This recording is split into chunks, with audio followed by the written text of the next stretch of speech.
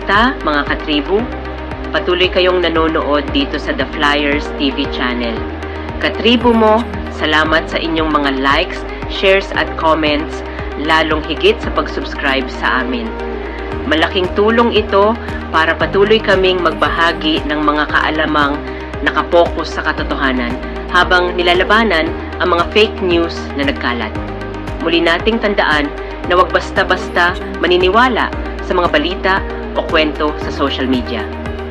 Pairalin natin ang ating critical thinking, lalo na at available naman ang lahat online upang magsagawa tayo ng sariling research. Mga katribo, iwasan ang maging bias, panatiko o loyalista. Ikaw ang talo diyan. At sa ating kwento, narito ang maiinit na trending news stories ngayon. Ginanap ang ika-46 na ASEAN Summit sa Kuala Lumpur, Malaysia. Nagsimula ito noong Lunes, Mayo 26, taong 2025. Ang mga mahalagang pinag-usapan ay tumagal ng 2 buong araw. Sa Kuala Lumpur Convention Center ginanap ang pagtitipon. Nagtipon-tipon ang mga leader sa gitna ng isang komplikadong sitwasyon sa buong mundo. Sa panahong ito, pabago-bago ang ugnayan ng mga bansa pagdating sa politika. Malaki rin ang hamon ng mga disiguradong kalagayan sa ekonomiya para sa rehiyon. Ang layunin ng summit ay palakasin ang pagkakaisa at pagtutulungan.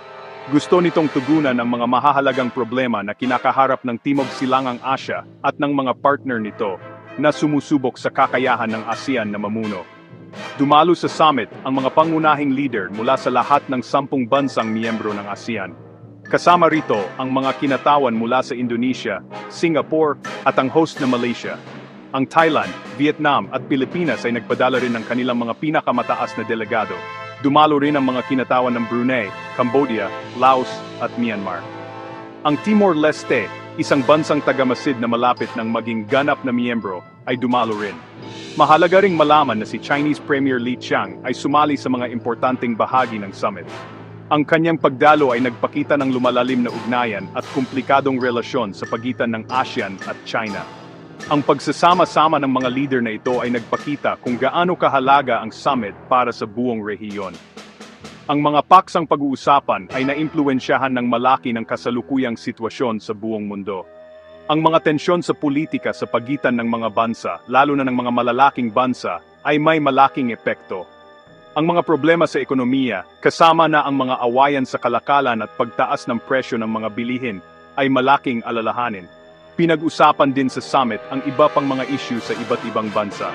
Halimbawa, pinag-usapan ng mga leader ng ASEAN ang nangyayaring gulo sa Gaza. Sama-sama nilang kinondena ang mga pag-atake sa mga ordinaryong tao. Nanawagan din sila na itigil na agad ang labanan at payagan ang tuloy-tuloy na pagpasok ng tulong para sa mga tao. Ipinakita nito ang pagsisikap ng ASEAN na magkaroon ng isang paninindigan sa mga malalaking krisis sa buong mundo. Ang pinakalayunin ng summit sa Kuala Lumpur ay malinaw. Layunin nitong patibayin pa ang pangako ng ASEAN para sa kapayapaan at pag-unlad ng rehiyon. Gusto ng mga leader na mas palakasin pa ang pagtutulungan sa ekonomiya sa loob ng kanilang grupo. Sinikap din nilang mas mapaganda pa ang pakikipagtulungan sa mga kasosyo nila sa labas ng ASEAN. Pero isang mahalagang usapin din ang hamon sa kakayahan ng ASEAN na sila ang mangguna sa rehiyon. Sa mundong ito na maraming di pagkakasundo, kaya pakayang panatilihin ng ASEAN ang kanilang papel bilang pangunahing nagpapatakbo ng mga usapin sa rehiyon. Ang mga pinag-usapan at naging resulta ng summit na ito ang magbibigay ng ideya tungkol sa mahalagang tanong na iyan. Ang summit na ito ay isang pagsubok sa tibay ng loob at kahalagahan ng ASEAN.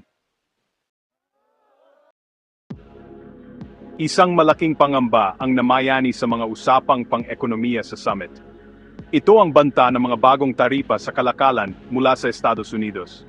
Nagpahiwatig ang administrasyon ni US President Donald Trump ng posibleng mga taripa.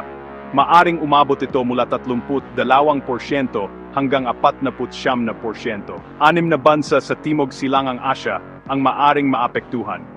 Nakatakdang magsimula ang mga taripa sa Hulyo 2025, maliban na lang kung magiging matagumpay ang mga negosasyon.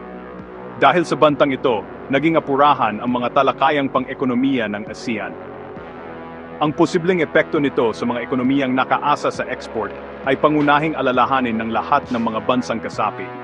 Ang isyung ito ang nangibabaw sa maraming usapan. Si punong ministro Anwar Ibrahim ng Malaysia ay naging aktibo at prangka sa kanyang paninindigan. Hinimok niya ang Estados Unidos na makipagnegosasyon tungkol sa mga taripa sa ASEAN bilang isang buo at nagkakaisang grupo. Naniniwala siya na ang ganitong sama-samang paraan ay magdudulot ng mas magandang resulta para sa rehiyon. Ayon sa mga ulat, si punong ministro Anwar ay direktang sumulat kay Pangulong Trump. Sa kanyang sulat, hiniling niya ang isang espesyal na pulong sa pagitan ng US at ASEAN upang pag-usapan ang mga alalahaning ito sa kalakalan. Ang diplomatikong hakbang na ito ay nagpakita ng pamumuno ng Malaysia sa mahalagang isyung ito. Binigyang diin din nito ang mas gusto ng ASEAN na dialogo at negosasyon kaysa sa komprontasyon. Ang kanyang mga pagsisikap ay naglalayong protektahan ang interes pang-ekonomiya ng rehiyon. Ang kaseryosohan ng banta ng taripa ay formal na kinilala sa Kuala Lumpur Declaration. Ang mahalagang dokumentong ito mula sa summit ay nagpahayag ng malalim na pagkabahala tungkol sa mga mungkahing hakbang ng US. Ipinakita nito ang pagkakasundo ng mga leader ng ASEAN sa mga negatibong epekto ng naturang mga taripa. Si Pangulo Ferdinand Marcos Jr. ng Pilipinas ay nagbigay din ng kanyang saloobin tungkol sa usapin. Binigyang diin niya ang mahalagang pangangailangan para sa ASEAN na magkaroon ng isang tindig sa pagtugon nito sa mga panlabas na puwersang pang-ekonomiya. Ang panawagang ito para sa pagkakaisa ay sinang-ayunan ng ibang mga leader. Naintindihan nila na ang watak-watak na pagtugon ay lubhang magpapahina sa posisyon ng ASEAN. Ang mga bansa sa ASEAN ay nasa isang maselang sitwasyon. Ang Estados Unidos ay nanatiling mahalagang katuwang sa ekonomiya. Ito ang naging pinakamalaking merkado ng ASEAN para sa mga produktong iniluluwas noong unang bahagi ng 2024 na bumubuo sa 15% ng mga export ng grupo. Bukod dito, ang US ang pinakamalaking pinagmumulan ng kabuuang Foreign Direct Investment o FDI sa ASEAN na may naitalang $480 bilyong noong 2023. Kaya naman, kinailangan ng mga leader ng ASEAN na maingat na balansehin ang kanilang tugon. Kailangan nilang pagaanin ang posibleng pinsala sa ekonomiya mula sa mga taripa. Kailangan din nilang panatilihin ang mahalagang ugnayang pang-ekonomiya sa Washington. Ang tanong ay nananatili may sapat bang lakas ang ASEAN sa sama-samang pakikipagtawaran para maimpluwensyahan ang patakaran ng US. Isang mahalagang pangyayari sa ika-46 na ASEAN Summit ang kauna-unahang trilateral na pagpupulong. Pinagsama-sama sa pulong na ito ang mga leader mula sa ASEAN, Gulf Cooperation Council o GCC at China. Itong bagong paraan ng pag-uusap ay nagpakita ng isang mahalagang hakbang para sa mas magandang kooperasyon sa pagitan ng mga rehiyon. Ito ang unang beses na nagtipon sa ganitong paraan ang tatlong malalaking grupo sa ekonomiya. Nakita ang pulong bilang isang mahalagang hakbang para mas mapalapit ang kanilang ugnayan. Layunin nito na humanap ng mga bagong paraan para magtulungan sa iba't ibang sektor. Maraming taga-masid ang interesado sa pangyayaring ito. May lumabas na pinagsamang pahayag mula sa trilateral na pulong na ito. Binigyang diin dito ang ilang mahahalagang bagay para sa kanilang pagtutulungan sa hinaharap. Ang pagpapalakas ng ugnayan sa ekonomiya ang isa sa mga pangunahing pinagtuunan ng pansin. Ang pagsusulong ng malayang kalakalan ay isa pa sa mahalagang pinag-usapan. Nanawagan din ang pahayag na bilisan ang pag-uusap para sa GCC-China Free Trade Agreement o FTA. Malaki ang pinagsama-samang lakas sa ekonomiya ng tatlong grupong ito. Ang pinagsama nilang Gross Domestic Product o GDP ay umaabot sa kahangahangang $24.87 trilyong. Kapag pinagsama, sila ay kumakatawan sa napakalaking populasyon na halos 2.15 bilyong tao na nagpapakita ng malaking potensyal sa merkado. Ang punong ministro ng Malaysia na si Anwar Ibrahim ay masigasig na nagsalita tungkol sa pag-uusap ng tatlong panig. Binigyang diin niya ang malalaking oportunidad para sa magandang pagsasama sa merkado at mga bagong ideya. Binanggit din niya ang posibilidad na tumaas ang pamumuhunan sa pagitan ng mga rehiyon. Pinabulaanan ni punong ministro Anwar ang mga sabi-sabi na masyado raw kumakampi ang ASEAN sa China. Sinabi niya na ito ay isang practical na hakbang para magkaroon ng iba't ibang katuwang. Nagsalita rin sa pulong si Premier Li Qiang ng China.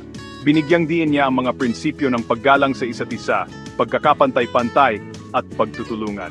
Partikular niyang binanggit ang espesyalisasyon sa industriya at ang pag-aayos ng mga patakaran sa ekonomiya bilang mga bagay na maaari nilang pagtulungan.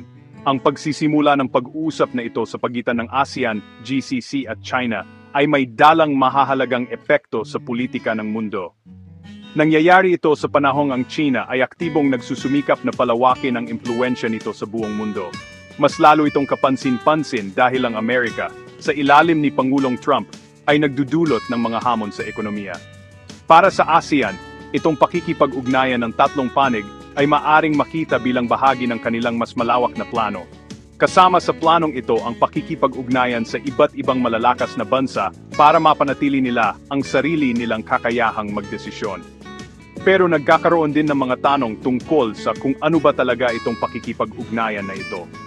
Ito ba ay totoong paghanap ng iba't ibang katuwang, isang paraan lang para makasiguro, o senyales ba ito ng unti-unting pagbabago sa kung sino ang mga kakampi sa rehiyon?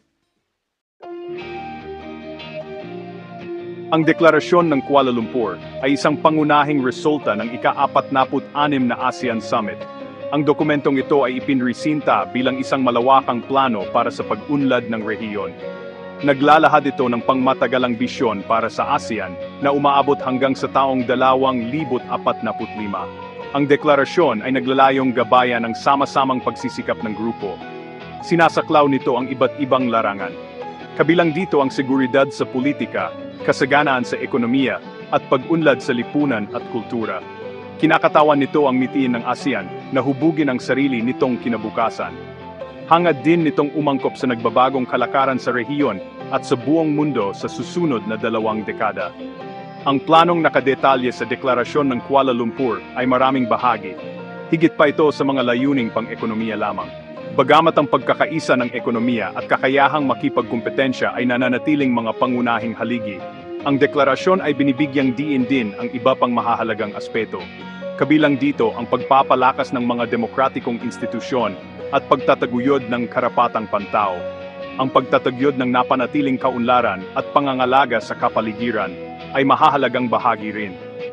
Bukod dito, nananawagan ito para sa pagpapahusay ng ugnayan ng mga tao sa isa't isa. Ang bisyon para sa taong 2045 ay isang matatag, bukas sa lahat, at masiglang komunidad ng ASEAN. Ang komunidad na ito ay dapat kayang tumugon ng maayos sa mga hamon sa hinaharap. Sinasalamin ang mga kasalukuyang alalahanin ng mga miyembrong bansa, ang deklarasyon ng Kuala Lumpur ay naglalaman ng matatapang na pahayag. Partikular nitong ipinahayag ang malalim na pagkabahala sa nakaambang banta ng taripa ng US. Ang pagsasama ng kasalukuyang isyung ito sa isang dokumento ng pangmatagalang bisyon ay kapansin-pansin. Ipinapakita nito kung paano ang mabibigat na hamon ngayon ay maaring makaimpluwensya at humubog sa pagpaplano para sa hinaharap. Ang pagkabahalang ito ay nagbibigay diin sa posibleng epekto ng mga hakbang na proteksyonista. Ang ganitong mga hakbang ay maaring makahadlang sa pangmatagalang mitiin ng ASEAN para sa pag-unlad kung hindi mapamahalaan ng maayos. Ang deklarasyon ay nag-uugnay ng kasalukuyang katatagan ng ekonomiya sa mga layunin sa hinaharap. Ang mitiing nakapaloob sa isang bisyon na umaabot hanggang 2045 ay kapuri-puri. Gayunpaman, ang praktikal na pagpapatupad ng kalaking plano ay may malalaking hamon. Ang ASEAN ay may halo-halong record pagdating sa pagsasakatuparan ng mga ambisyoso nitong deklarasyon. Ang deklarasyon ng Kuala Lumpur ay nagsisilbing isang malakas na pahayag ng intensyon. Ngunit, ang pagbabago nito tungo sa isang practical at mabisang plano ay mangangailangan ng tuloy-tuloy na political will. Mangangailangan din ito ng matibay na sistema para sa pagsubaybay at pagsusuri. Ang tunay na pagsubok ay nasa pagsasalin ng mga matatayog na layuning ito sa mga totoong pakinabang para sa mga mamamayan ng Timog Silangang Asya. Ika-5 bahagi, pagpapatibay ng ugnayan sa loob, pag-usad sa kalakalan sa loob ng ASEAN. Isang mahalagang pinagtuunan ng pansin sa mga sesyon tungkol sa ekonomiya ng summit ay ang pagpapalakas ng kooperasyon sa loob ng ASEAN. Muling pinagtibay ng mga leader ang kanilang pangako na palakasin ang kalakalan sa loob ng grupo. Isang mahalagang kasunduan ang napagkasunduan para mas bawasan pa ang mga kasalukuyang hadlang sa kalakalan sa pagitan ng mga kasaping bansa. Ang hakbang na ito ay bahagi ng patuloy na pagsisikap ng ASEAN na palalimin ang pagsasama-sama sa ekonomiya. Layunin nito na lumikha ng isang mas maayos at mabisang pamilihan sa rehiyon. Ang layunin ay gawing mas madali para sa mga negosyo na makipagkalakalan at mamuhunan sa ibang bansa sa loob ng Timog Silangang Asya. Ang pagpapalakas na ito sa loob ay itinuturing na napakahalaga. Ang kahalagahan ng isang matatag na pamilihan sa loob ng ASEAN ay hindi matatawaran. Ang ganitong pamilihan ay nagbibigay ng proteksyon laban sa mga problema sa ekonomiya mula sa labas. Maaring kasama sa mga problemang ito ang banta ng taripa mula sa US o paghina ng ekonomiya sa buong mundo. Sa pamamagitan ng pagpapalakas ng pag-asa sa kalakalan at pamuhunan sa rehiyon, mapapahusay ng ASEAN ang sama-samang katatagan ng kanilang ekonomiya.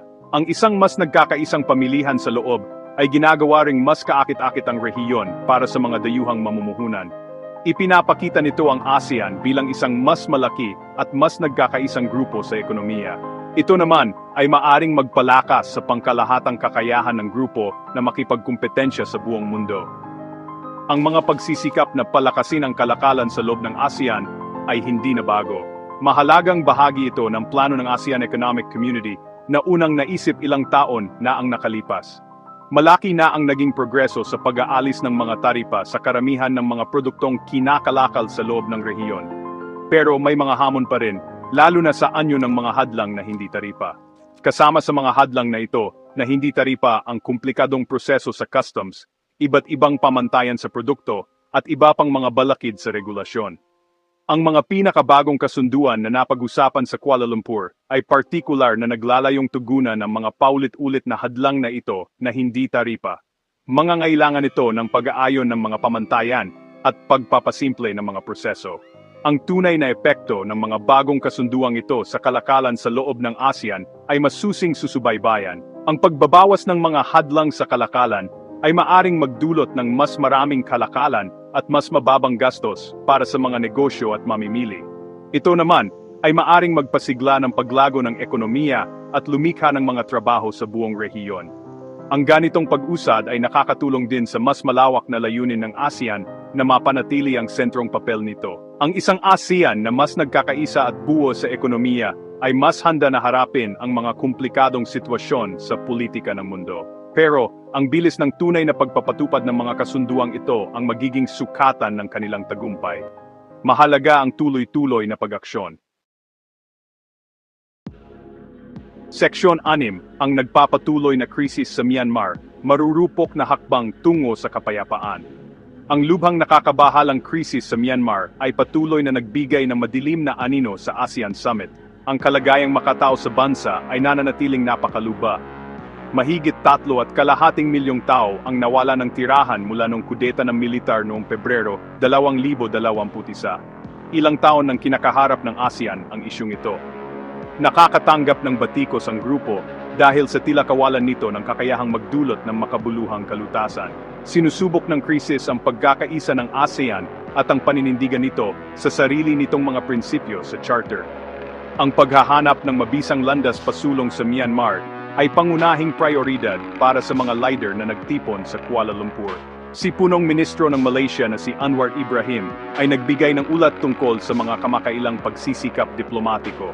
Iniulat niya na may ilang mahahalagang hakbang na nagawa sa pakikipag-ugnayan sa iba't ibang nagtutunggaliang panig sa Myanmar. Gayunpaman, nagbigay babalagad siya na ang mga pakikipag-ugnayang ito ay marupok.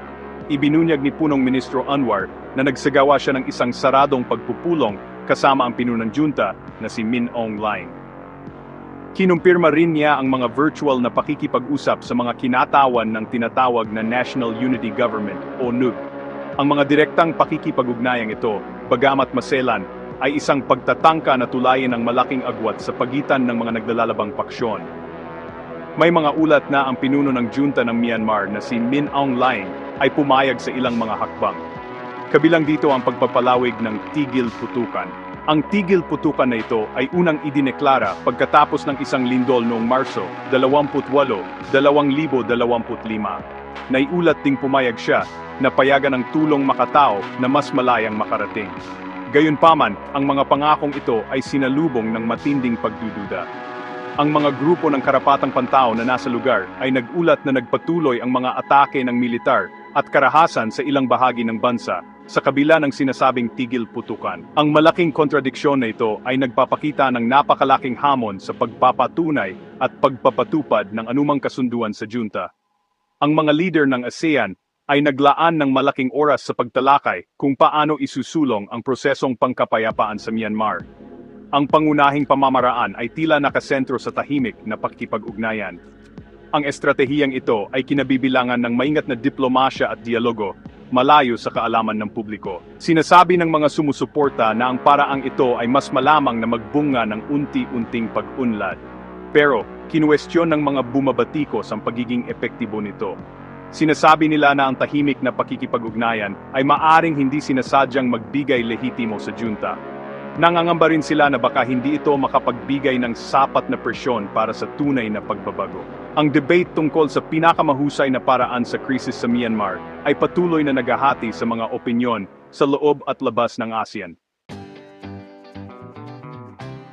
Pang-pitong seksyon, paghahanap ng pangmatagalang solusyon, ang mga diplomatikong pagsisikap ng ASEAN sa Myanmar. Sa kanilang paghahanap ng mas pangmatagalang paraan para sa krisis sa Myanmar, ang mga pangunahing diplomatiko ng ASEAN ay nag-usap tungkol sa isang bagong mungkahi. Ang mungkahi na ito ay tungkol sa pagbuo ng isang permanenteng sugo ng ASEAN para mismo sa Myanmar. Ang sugong ito ay posibleng manungkulan ng 3 taon. Ang ideya ay ang isang dedikadong sugo na may mas mahabang panahon ng panunungkulan ay makakatulong para magkaroon ng mas tuloy-tuloy at mas malalim na pakikipag-ugnayan. Ito ay maaring mas epektibo kaysa sa kasalukuyang sistema ng paiba-ibang espesyal na sugo.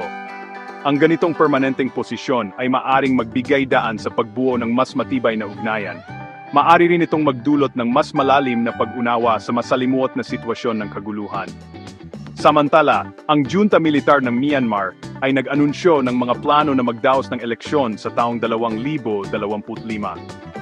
Ang anunsyong ito ay malawakang binatikos ng mga taga-masid na internasyonal at maraming mamamayan ng Myanmar. May malalim na pangamba na anumang eleksyon na gaganapin sa ilalim ng kasalukuyang mahigpit na kalagayan ay hindi magiging malaya o patas.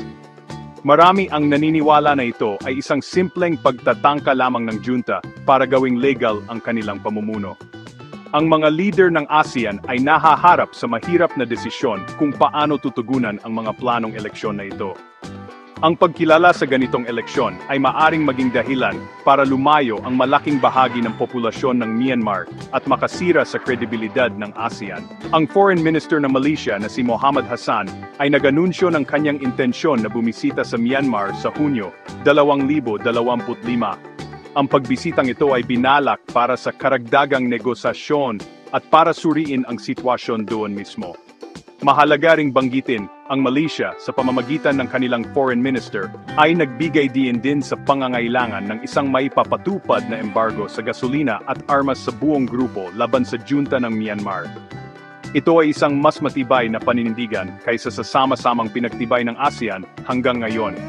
Ang pagkakaroon ng pagkakaisa sa loob ng ASEAN para sa ganitong embargo ay magiging isang malaking hamon. Ilang miyembrong estado ay nag-aalangan na suportahan ang mga hakbang na itinuturing na masyadong maparusahan o mapakialam. Ang 5 puntong kasunduan, ang unang plano pangkapayapaan ng ASEAN para sa Myanmar, ay nagbunga ng napakaunting resulta. Ang pagpapatupad nito ay naantala dahil sa kawalan ng kooperasyon ng junta. Ito ay nagdulot ng malaking pagkadismaya sa loob ng ASEAN. Nagumpisa rin ito ng debate tungkol sa kung mahalaga pa ba ang kasunduan. Ilan ay nagsasabi na kailangan ng binagong paraan. Ang iba naman ay nananawagan ng mas matibay na paraan ng pagpapatupad. Ang krisis sa Myanmar ay patuloy na sumusubok sa hangganan ng pangunahing prinsipyo ng ASEAN na hindi pakikialam sa mga panloob na usapin ng mga miyembrong estado. Ang paghahanap ng balanse sa pagitan ng prinsipyong ito at ng pangangailangang tugunan ang isang malaking krisis sa rehiyon ay nananatiling isang pangunahing problema. Ikawalong bahagi, ang South China Sea, ang paghahanap ng isang kodigo ng pag-uugali na talagang susundin. Ang matagal na at komplikadong issue ng South China Sea ay isa pang mahalagang paksa sa agenda ng pulong. Pinag-usapan ng mga leader ng ASEAN ang patuloy na pagsisikap para umusad ang usapan nila sa Beijing. Ang layunin ay matapos na ang isang kumpleto at mabisang kodigo ng pag-uugali o OC para sa mga tubig na pinag-aawayan. Maraming taon nang nagpapatuloy ang mga usapang ito, pero mabagal ang pag-usad at madalas ay may mga problema. Dahil sa iba't ibang gustong makuha na lugar at mga importanteng interes, naging napakasensitibo ang isyung ito. Gusto ng ASEAN ng isang mapayapa at may sinusunod na patakarang paraan para maayos ang mga awayang ito. Si Pangulo ng Pilipinas, Ferdinand Marcos Jr., ay matapang na nagsalita habang sila ay nag-uusap. Nanawagan siya na mas madaliin ang pagtapos ng usapan para sa OC. Talagang sinabi niya na dapat matapos na ang isang kodigo na talagang kailangang sundin pagsapit ng taong 2026. Binigyang diin ni Pangulong Marcos na ang ganitong kodigo ay napakahalaga. Poprotektahan nito ang mga karapatan sa dagat ng lahat ng kasali.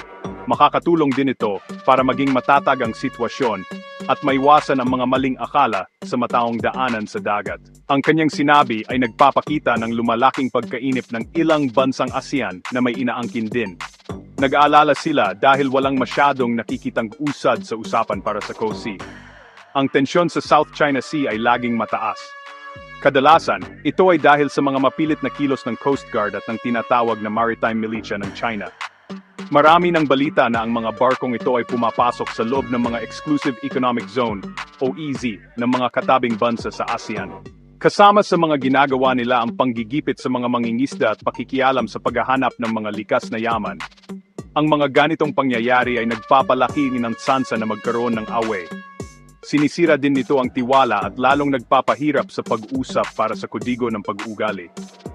Ang hamon para sa ASEAN ay kung paano makikipag-ayos para sa isang mahalagang COC habang patuloy ang mga ganitong kilos. Ang usapan para sa kodigo ng pag-uugali ay may ilang malalaking balakid. Isa sa pinaka-importante ay kung ang COC ba ay talagang kailangang sundin ayon sa batas. Ito ang gusto ng mga bansang ASEAN na may inaangkin din. Pero hindi sigurado kung papayag ang China sa isang kodigo na talagang maglalagay ng limitasyon sa kanilang mga ginagawa. Ang iba pang pinag-awayan ay kung gaano kalawak ang sakop ng COC at kung paano ayusin ang mga problema. Mahalaga rin kung nagkakaisa ba ang ASEAN o hindi sa kung paano nila kakausapin ang China tungkol dito. Kapag hindi nagkakaisa ang ASEAN, mas humihina ang kanilang kakayahan sa pakikipag-usap. Ikasiyam na bahagi, mga epekto ng summit, ang kahulugan nito para sa kapayapaan sa rehiyon at pagtutulungan sa hinaharap. Natapos na po ang ika-46 na ASEAN Summit sa Kuala Lumpur at nagkaroon sila ng ilang mga kasunduan at mga pahayag. Ipinakita po ng mga naging resulta nito na medyo umaasa sila pero maingat pa rin at kinilala rin nila na may mga problema pa ring mahirap at hindi nawawala. Sa ilang usapin sa pera o ekonomiya, tulad ng mga banta ng Amerika tungkol sa taripa, nagkaisa naman po ang mga leader. May mga bago rin silang sinimulan tulad ng pag-usap ng tatlong grupo, ang ASEAN, GCC at China. Pero yung mga problemang matagal na, lalo na yung gulo sa Myanmar at yung mga hindi pagkakaunawaan sa South China Sea, talagang sinusubok nito kung gaano katatag at kaepektibo ang kanilang samahan. Ipinakita po ng summit na talagang nahihirapan pa rin ang ASEAN na ayusin ang mga bagay-bagay sa gitna ng magulong mundo natin ngayon. Naging mahalaga rin po ang summit na ito para sa China, parang nabigyan sila ng pagkataon. Mas naging totoo po ito lalo na nung may mga hindi pagkakasundo tungkol sa pera o ekonomiya sa pagitan nila at ng Amerika, noong si Presidente Trump pa. Yung bagong usapan po ng tatlong grupo, kasama ang China at ang GCC, talagang napansin yun bilang isang mahalagang nangyari. Ipinakita po nito kung gaano nakalawak ang nararating ng China, yung Beijing, pagdating sa pakikipag-usap sa ibang bansa at sa ekonomiya.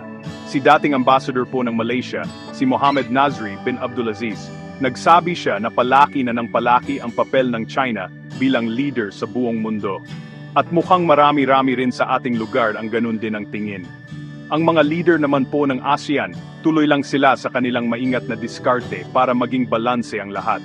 Gusto nilang maging maganda ang pakikipag-usap nila sa China, pero gusto rin nilang manatiling matibay ang samahan nila sa iba pang malalakas na bansa tulad ng Amerika. Malaki po ang epekto nitong summit sa kung paano gumagalaw ang politika sa buong mundo. Yung gusto po ng ASEAN na sila ang maging bida o sentro dito sa ating lugar, parang lalo pong nasusubukan ngayon. Dahil po sa paligsahan ng Estados Unidos at China na palakas ng palakas, naipit po ang ASEAN sa gitna. Minsan po, yung mga bansang kasama sa ASEAN, iba-iba ang kanilang naisip kung paano haharapin itong kompetisyon ng dalawang malalaking bansa. Yung mga dati nilang paraan, tulad ng dapat lahat sang-ayon bago magdesisyon, at yung hindi pakikialam sa problema ng iba, marami na pong nagtatanong kung epektibo pa ba yan ngayon. Sa tingin nyo, yung mga ganitong paniniwala, kaya pa kayang ayusin yung mga mahihirap na problema natin ngayon sa seguridad at sa pera? Yan po ay isang tanong na importante pa rin at wala pang siguradong sagot. Para sa mga darating na panahon, yung pagtutulungan po natin dito sa Timog Silangang Asya, depende yan kung kaya ng ASEAN na magbago at sumabay sa mga pangyayari. Kailangan po nilang mas ayusin yung mga hindi nila pagkakasunduan sa loob mismo ng grupo. At saka, dapat mas ipakita nila sa buong mundo na isa lang ang kanilang sinasabi. Para makausad po tayo, hindi sapat yung mga pahayag lang at mga meeting. Kailangan po ng totoong gawa, at dapat handa tayong gumawa ng mga desisyon kahit mahirap. Yung summit po sa Kuala Lumpur, parang nagbigay na sila ng ilang pwedeng gawin o daan na tatahakin. Pero kung ano talaga ang magiging epekto nito para magkaroon ng kapayapaan at umunlad ang ating mga lugar, depende po yan sa tuloy-tuloy na suporta at pagtatrabaho ng lahat ng bansang kasali. Ang pinakamalaking hamon po para sa ASEAN ay kung paano nila talaga gagawin ang sarili nilang kapalaran sa mundong ito na palaging pabago-bago at mas nagiging mahirap intindihin. Maraming salamat mga katribo sa patuloy na panonood. Alam ko nakasubscribe ka na. Hayaan mong iwanan ko sa inyo ang mga salitang inihabilin ni Jesus sa ating inang simbahan upang manatili ka sa pananampalataya. Matthew chapter 18 verse 18 to 21. I tell you the truth, whatever you forbid on earth will be forbidden in heaven, and whatever you permit on earth will be permitted in heaven. I also tell you this, if two of you agree here on earth concerning anything you ask, my Father in heaven will do it for you. Amen. Hanggang sa next video, mga katribo, like, share, comment, and subscribe. Ito ang The Flyers TV.